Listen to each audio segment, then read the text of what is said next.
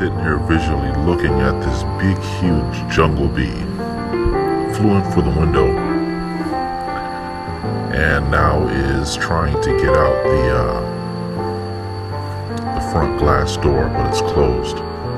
Really big, glass doors. And it is going back and forth, up and down, all over this glass door that's closed, trying to get out. But the thing is, all of the windows around this big, large hall are open. Every window in the hall is open except for the door to the entrance. And it made me think about aversion, wanting things to be the way they are not. If you would have took the time and just went a different direction, he could have found an exit. But because of frustration and because of not accepting the way things are, it is probably going to be more than likely that stumbling block, that aversion that he is dealing with, is probably going to end in his demise.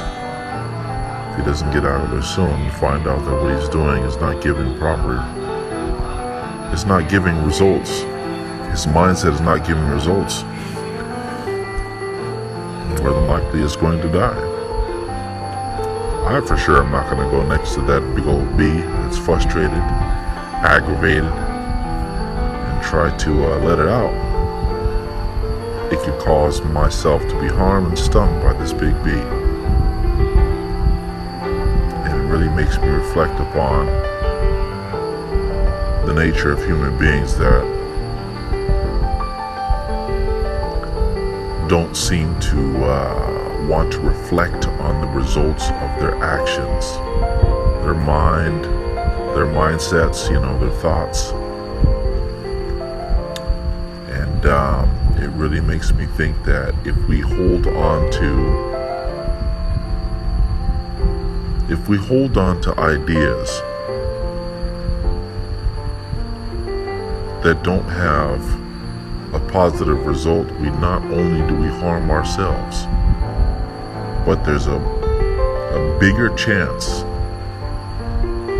there is a way bigger chance that in that process that we're also willing to harm and hurt other people as well. Not because that was our intent. It's because we just don't want to accept that. We don't want to accept our failures, and we're willing to smite the neck of other people trying to help us because we are so stubborn. Now, what do you got to say about that as far as growth? There is no growth. That's compound ignorance right there. If we were to take a couple steps back or just look behind us, we could see the exit clearly. But because we want something to be the way it isn't, it is causing our demise. And it's funny that we react with such outrage that we can't believe this is happening. We can't believe this is happening to ourselves. I can't believe this is happening to me. Why isn't this thing that is not its nature the way I want it to be? That sounds pretty ignorant, doesn't it? So it makes me think about a lot of the situations that we have in the world right now here on planet Earth, with all the unhappiness and dreariness that you see in the news and pass by on your car on your way to work. Signs and protests and people doing this and that.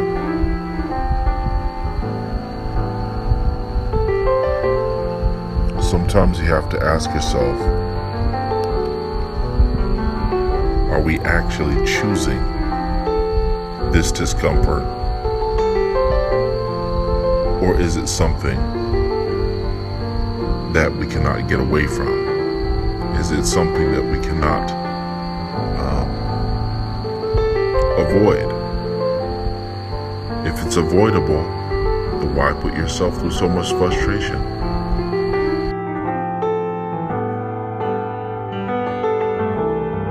It's just because in our blind rage and frustration of the situations that didn't turn out the way we wanted them to be, we start to become chaotic. We start to become very violent. We start to become very, very angry and belligerent.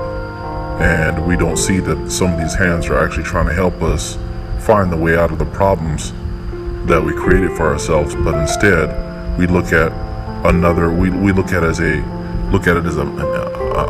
impending wall trying to crumble in on us, and the only thing we got to do is fight back. So this hand that is trying to help us out, we sting that too. We attack it as well. So we attack, we're trying to get through this window that we just can't, we can see, but we can't get through. We attack the hand, we're not using correct mind state, and then what does it do? It exhausts all of our energy, tires us out, and we sit there pouting and wondering what went wrong. What went wrong is we bit the bullet of unskilled practice. We completely swallowed the idea that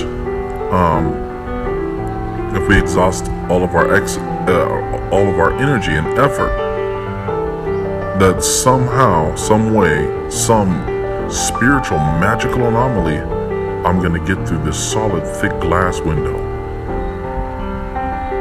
What we want to do is not be like to be.